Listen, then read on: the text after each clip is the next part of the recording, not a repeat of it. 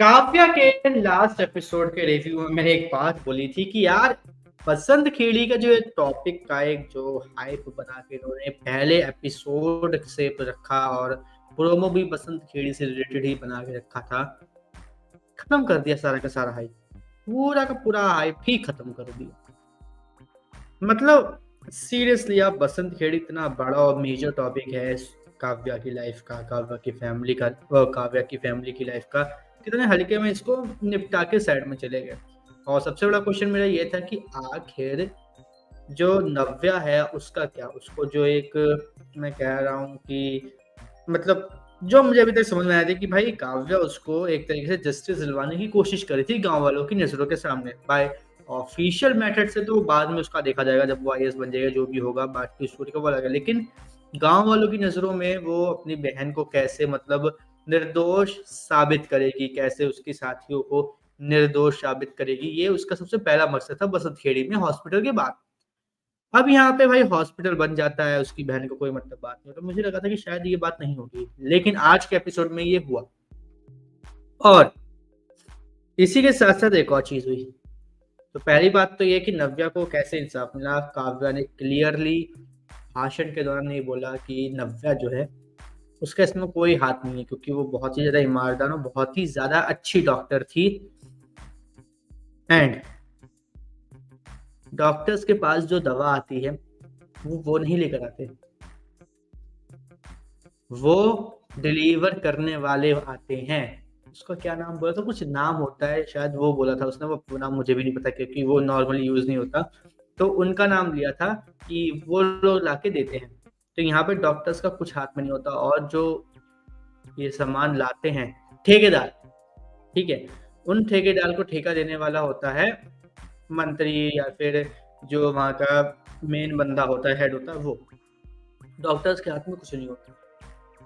अब यहाँ पे ये तो चीज थी पहली जो हम मतलब एक मेरे लिए शॉकिंग था कि ये कैसे हुआ, क्योंकि मैं होप पूरी तरीके से खत्म कर चुका था कि शायद ऐसा कुछ होगा, बट नहीं,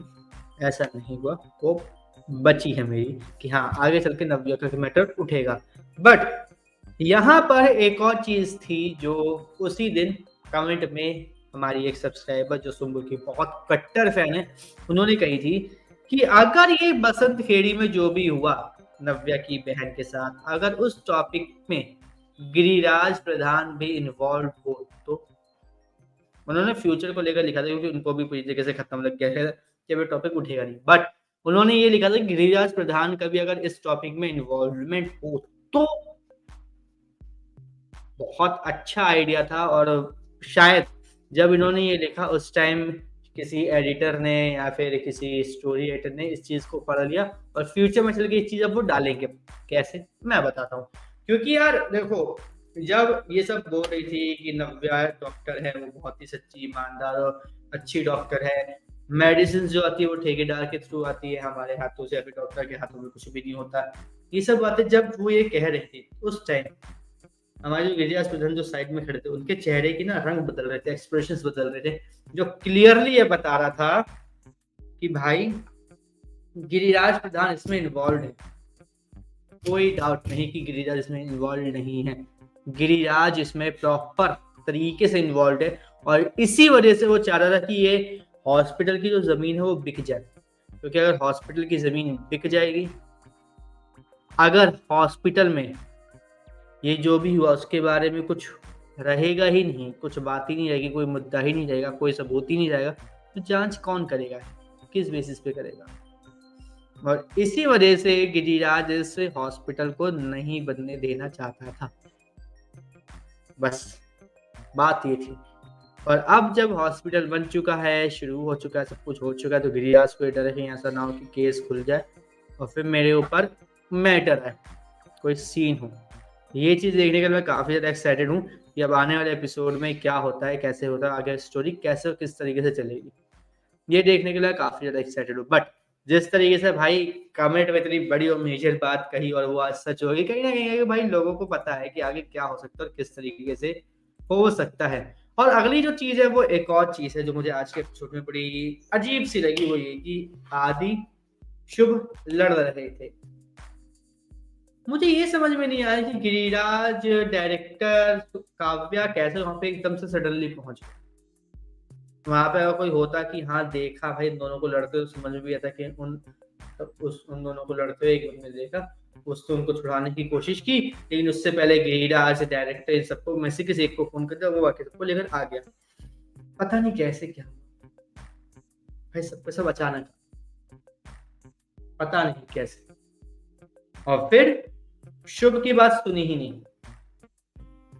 ठीक है, बस आदि ने ये बोला कि इसने सबसे पहले हार उठाया था, ठीक है, बट तुमने इसको पहले भी धमकी दी और मारने की कोशिश की।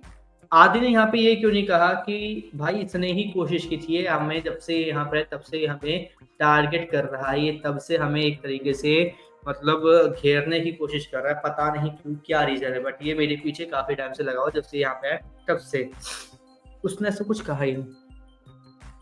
वो शांति से बैठे बैठे सॉरी खड़े खड़े सुनता रहा, और काव्या के आने के बाद जब काव्या ने बोला कि हाँ सर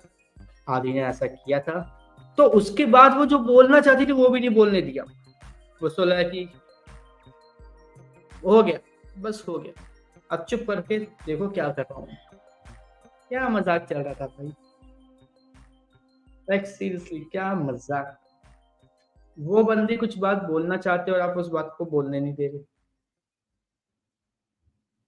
क्यों भाई? आपको तो बल्कि उसको चाहिए कि बोल मैं सुन रहा हूँ तू बोल। नहीं, अब मेरे को जितना सुनना था अपने मतलब का वो सुन लिया, अब तुम जाओ, ठीक है। अब आदि जी आपका जो ये यहाँ पे जो ड्रामा चल रहा था वो सब कट हो गया, अब आप जाओ घर के अंदर बैठो, जब इन्वेस्टिगेशन पूरी हो जाएगी तब हम आपसे बात करेंगे क्या करना है, लेकिन अपने घर निकलो पहली फुर्सत में। बट यहाँ पे डायरेक्टर जिस तरीके से भिड़ा है, जिस तरीके से उसने मंत्री के अगेंस्ट में भी जाके बात करी, सब कुछ कहा, उसको देख के मुझे कहीं लग रहा है कि कहीं ऐसा डायरेक्टर भी इन सब चीजों में इन्वॉल्व है। मतलब मुझे सीरियसली लग रहा है कि शायद डायरेक्टर भी इन सब में इन्वॉल्व हो, बहुत तगड़े तरीके से इन्वॉल्व है, क्योंकि यार मंत्री के सामने डायरेक्टर की आज तक कभी खुली नहीं आवाज, ना कभी उसका मुंह खुला, बट आज उसका मुंह खुल रहा है और एक अलग लेवल पे खुल रहा है। तो मुझे कहीं ना कहीं शक लग रहा है कि शायद ये चीज जानकर की जा रही है, चीज जानकर इसलिए की जा रही है ताकि आदि को यहाँ से निकाला जाए, शुभ यहाँ पे कहीं ना कहीं अच्छी तरीके से मतलब एक अच्छा बंदा बन के निकल कर आए, और जो काव्या है उसका और शुभ का जो है कैरियर वो सेट हो जाए। अब इसकी वजह से मंत्री का भी गुस्सा फूटा पड़ा है, आदि का भी गुस्सा फूटा पड़ा है, और यहीं पर आती है एक और स्टोरी लाइन जो हमारी एक और सब्सक्राइबर श्रुति ने लिखी कि भाई अब इस गुस्से की वजह से क्या होगा, ऐसा हो सकता है कि काव्या के पापा को यहाँ पर वो लोग क्या कहते हैं रिश्वतखोरी के इल्जाम में पकड़वा दे, और अब यहाँ पर क्या होगा, यहाँ पर ये होने के बाद जो चीजें जो स्टोरी है वो चेंज हो जाए। पता है कैसे, मैं आपको भी बता दो, आप ये सुनकर और भी ज्यादा मतलब हो जाओगे कि यार ये क्या लिखा है, क्या स्टोरी लिखी है।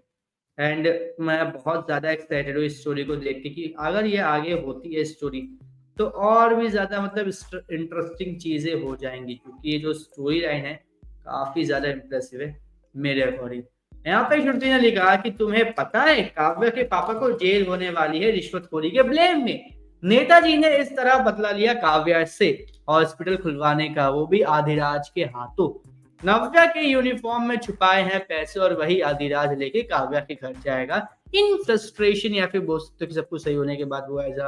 मतलब अच्छी पॉजिटिव वाइब में लेके गया। और काव्या को तो यही लगेगा ना कि आदि ने ही ये सब करा, भले ही करवाया मंत्री ने, लेकिन उसको लगेगा कि एक आदि ने किया, तो यहाँ पे पहली मिसअंडरस्टैंडिंग होगी। और इसके बाद क्या है कि जो हमारी मतलब नेताजी शामिल हो सकते वो बोला, जो पहले वाले उसमें था जो मैंने आपको बताया, तो उन्होंने कहा कि अगर ऐसा हुआ तो भूचाल आएगा, तुम्हारी ये विश पूरी तो मेरी भी विश उसके भी आगे है। मतलब जो कहानी पहले थी कि भाई आदिराज का जो पप्पा जी हैं वो भी इसमें